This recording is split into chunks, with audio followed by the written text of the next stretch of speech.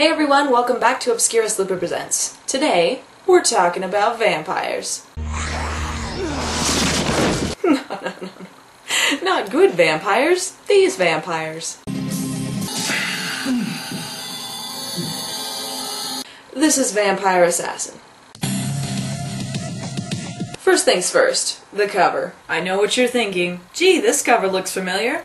Oh boy, we're in for a treat! And the best part? The guy on the cover isn't even in the movie. You want to know who the real star is? Yeah, it's that bad. This movie is written, directed, produced, and starring Ron Hall. He's going by the razor-sharp principle, where if he knows martial arts, he must be able to make a movie. Also, he doesn't even do the martial arts that well. In a nutshell, the movie is about a cop who goes into a botched sting operation and discovers that the guy in charge is a vampire. In order to take him down, he teams up with a group of vampire hunters, and we're subjected to the equivalent of someone's bad home movies. And you know things are great when you open on a photo still. He was one of the most ruthless vampire hunters who ever lived. Who was? This guy? Well, he's a vampire, so... Oh, the Count over here. Great. Okay, so basically this little prologue introduces us to Slovak, a notorious vampire hunter who apparently specializes in vamps with incredibly bad wigs. No, I mean really bad wigs. It really speaks about a movie when this is your best effect.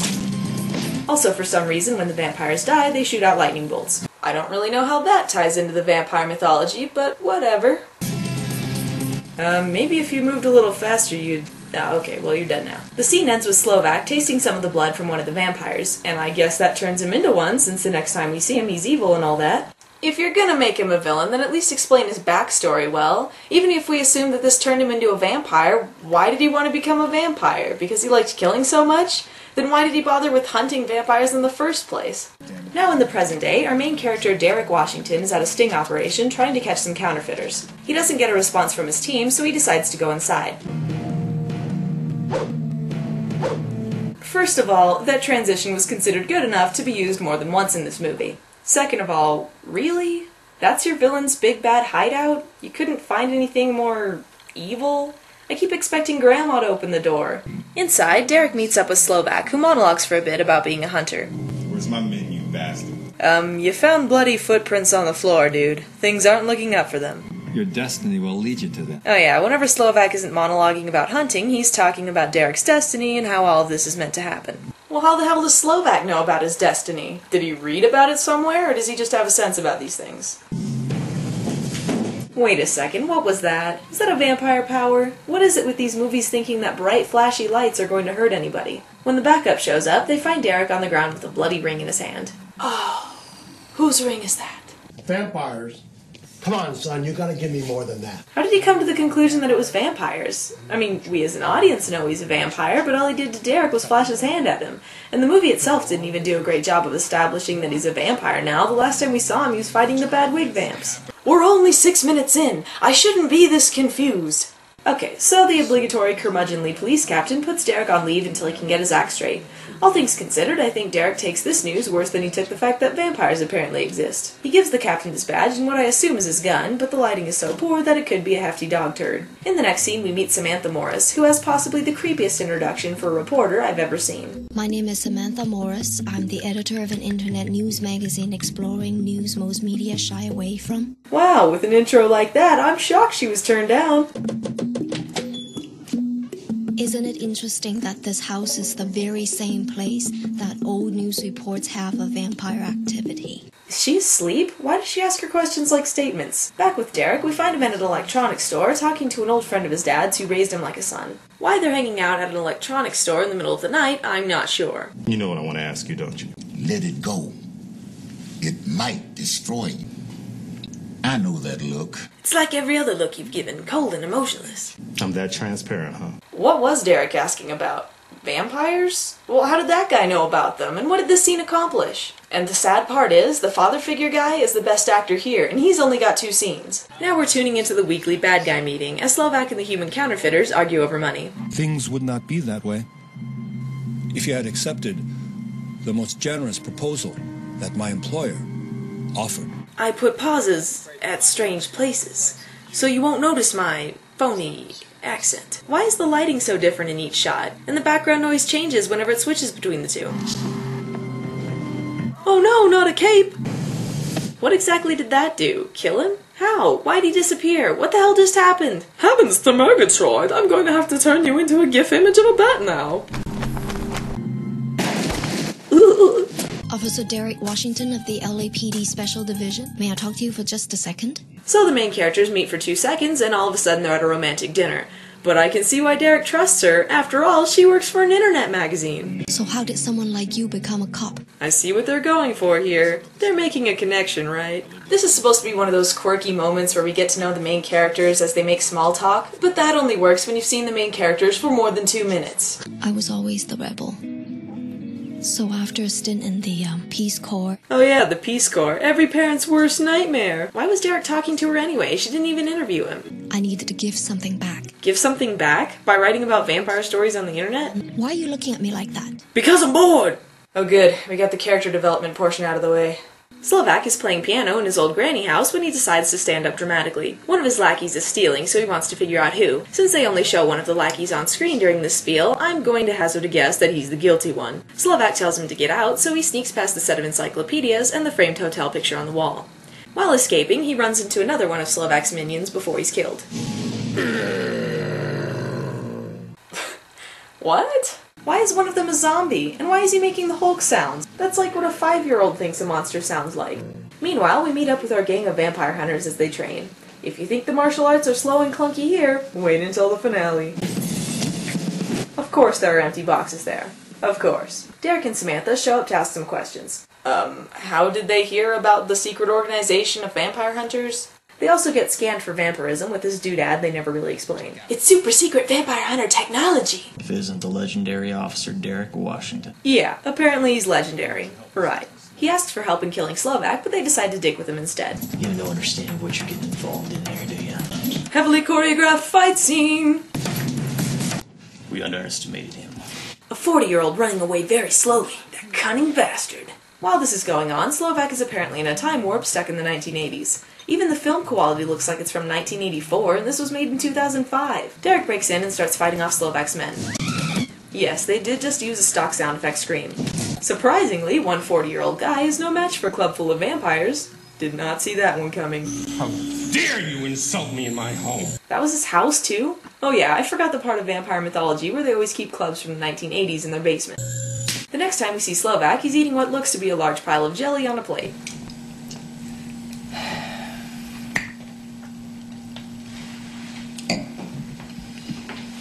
Yeah, let's linger on this. This is what I paid $8 for. There was this girl. She was so beautiful. Decided to kill her. Decided to take her life. Yeah, that'd be what killing her meant. Not pity. Fate or destiny, Derek. Those are also synonymous. Make your choice. Then he throws a shadow, which turns into a cape. It's on Derek's face. Oh, fuck it, let's just move on. One of Slovak's lackeys is about to torture Derek and decides to use some dental equipment in lieu of, you know, knives and stuff. The lackey starts to give his backstory for no reason in particular, but since it's irrelevant, I'm going to skip over it. This specimen seems like he worked quite swimmingly. Yes, swimmingly, the ultimate S&M bondage vampire language. Whoa, where'd this guy come from? Yes, they did just do that entire fight scene off-screen. So Samantha and one of the hunters rescue Derek and take him to see the head honcho of the hunters named Master Ko. The longest journey begins with the first step. The journey is long. The journey is hard. As an Asian mentor stereotype, I am obligated to tell you philosophical gibberish. Fear is energy. Okay, when you're starting in on fear energy, I call bullshit. Move on. Are you afraid? Sorry, I just remembered a joke from Seinfeld. How you see life? The other hunter gets so bored that he leaves mid-speech. The camera even gets bored and moves on to another scene. You ready for some ridiculous fighting now? Derek does that, and then Ko does this. Ooh, pulled a hamstring. Derek seems invested in this scene. Let's try something else.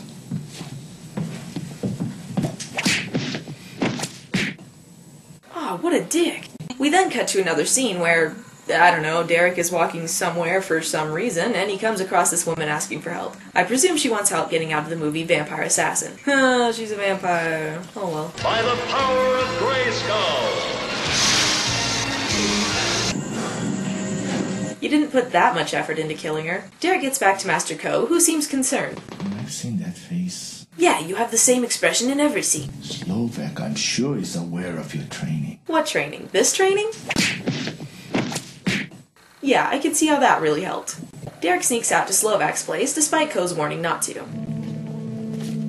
Why was that necessary? What's he dodging? Slovak finds Derek snooping around his house, and they throw around some cryptic dialogue like any of this has meaning. You waited a little long to swing, buddy. Stupid vampires and their fog machines. What was that? How did he hit him? Wasn't he just a bat? Watch out for the punch sound effects, Derek. Know this. The fury of my soul. I want to kill you right now. By the fury of my soul? Are souls typically furious? What does that mean? But I need you to live a little bit longer. But know for certain. No what? What the hell does this have to do with anything? Just kill him. No, instead of killing him, he calls the police and they take him away. Did I say police? I meant Ron Hall's friends in not cop uniforms. We cut to the police station. You can tell it's a police station because there's a random person swinging a plastic baton around. Slovak shows up to identify Derek as he's placed in a lineup. Kind of out of place, aren't you? That jean jacket is so classy. I guess they forgot about the lineup and just bring him out. Somebody's gotta stop him! The editing! Derek tells them that Slovak is a vampire, but surprisingly they don't believe him. To prove that he's a vampire, Derek chants a little bit to turn the water on the table into holy water. Somehow he found some time to become a priest, I guess. He kicks the water onto Slovak and presumably scorches his crotch. Oh my God, what the hell? Oh no, his makeup changed! Yeah? He starts to attack the station, and they move on to whatever part has a garage door and wooden walls. The terror of the scene is emphasized with the soundtrack. Why does he even bother with the cape thing? It doesn't seem like the bullets affect him either way. Okay, that's not as bad as a jump cut, but it's up there. Slovak also does something to this policewoman that kills her. Derek, hiding bravely, ends up with Lineup Guy, who has inexplicably become a main character. All of the people in the station come back as vampires because Slovak somehow had time to turn them all. Derek and Lineup Guy walk through some poor lighting, and Derek, Wait a second, did Derek just get bit by Slovak? If it's important to your plot, don't shoot it in the dark. I couldn't even tell who the characters were until they started talking. Anyway, Slovak skirts off and Lineup Guy helps Derek out. I like this guy. Why wasn't he the protagonist? He fights off a whole room of vampires one-handed, and he didn't have to go through some training bullshit. He found out vampires existed like 5 minutes ago. Of course, I don't know what this vampire is doing, but whatever.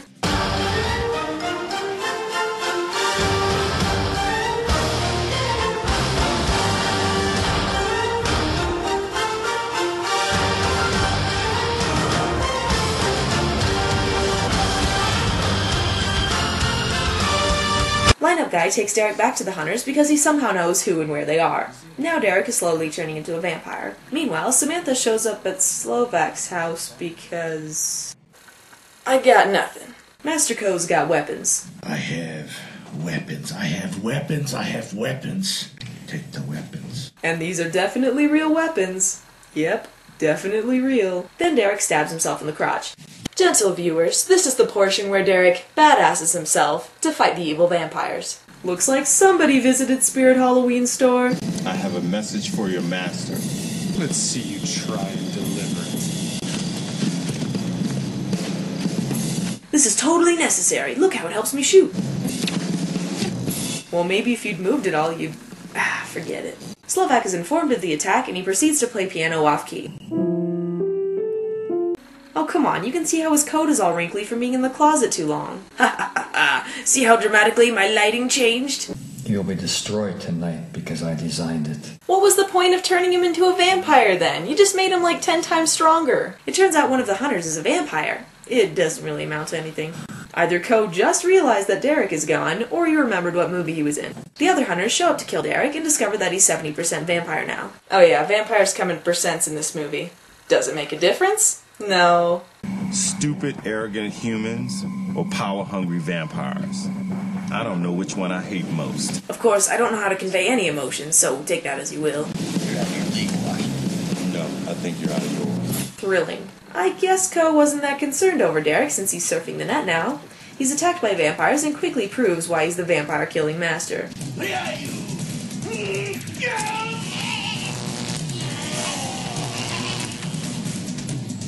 Oh, where are you? Where are you?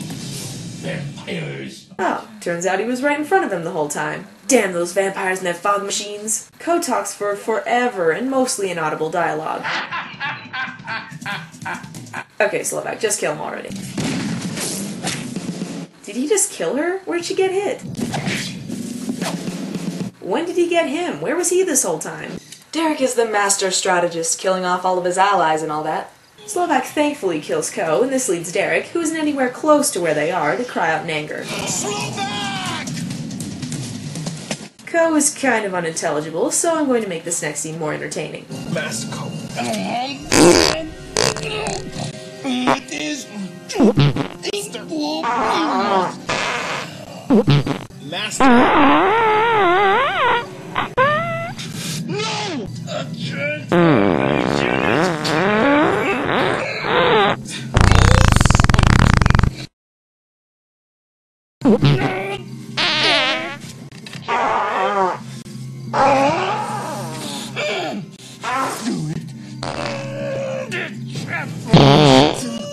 Please.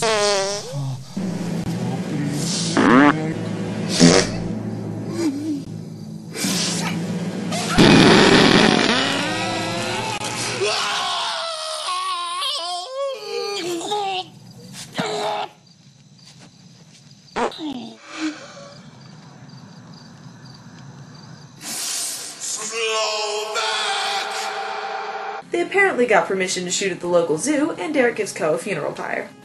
You know you're supposed to cover him or use some sort of incendiary, right? It was through your teachings that I learned who I am. Yeah, I'm gonna take you back a scene. You not learn anything? This is truly heartwarming. Derek and Lineup Guy have a fight with Vampire Hulk, who decides to do some ballet. And because it was good enough the first time... Ladies and gentlemen, I now present to you the rise and fall of Vampire Hulk.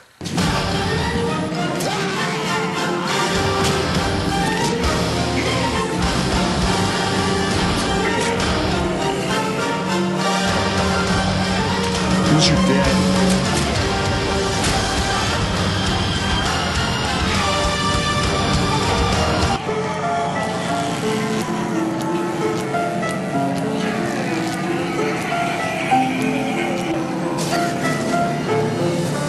Derek goes to a warehouse to fight more lackeys. What, vampires can teleport now? Cool! Smooth as silk. This one vampire runs away, and then all of a sudden Derek is facing Slovak. Okay. Not sure why he needs to do that flippy thing before shooting his crossbow, but I'm no vampire assassin. Slovak reveals that he has Samantha captive. Why did she go there in the first place? Did they not tell her who the evil vampire was? It would seem to me that that was kind of important. Slovak reveals that he taught Master Ko how to be a vampire hunter. So what, does that mean that Ko is like 300 years old? Or was this after Slovak became a vampire? What the hell is Slovak talking about? When will he realize that fate and destiny are the same thing? Why is this movie still going? In the least climactic fight ever, Slovak throws his cape at Derek, and amazingly this doesn't affect him. Throwing the cape to the side? The man's a genius! Derek fights another lackey while Slovak prepares to turn Samantha into a vampire. After the lackey is defeated, I guess Slovak disappears into another dimension so Derek can fight the hunter-turned-vampire. They go back to the other part of the warehouse for no real reason, and Derek wins. The master. I thought... That I was holding these weapons for no real reason? Unite with me. Stand by my side. What happened to what he said before? You'll be destroyed tonight because I designed it. That was nowhere near his face. Keep pretending that I'm struggling.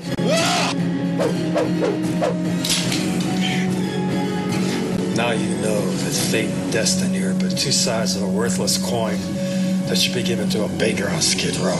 What are you talking about? I know my time is short. Oh, fuck it. Derek says goodbye to Samantha before calling up the guy from earlier. Well, I was just calling to tell you that I'm going away. And I'm going to be gone for a very long time. Well, go head on and do what you gotta do, son. He seems pretty concerned. I have become what I hate and fear most. a vampire. I am no longer fully a man, and yet I am not wholly a monster. I am what every creature of the night should fear. I am more than just a vampire hunter. I am the first vampire assassin. Wow, the credits didn't even wait for him to finish. Let's be honest, it was kind of lame. But if you're looking for a quick laugh and you don't want to think for a little bit, then this is the movie for you. Now, if you'll excuse me, I've got to feed Jeremiah.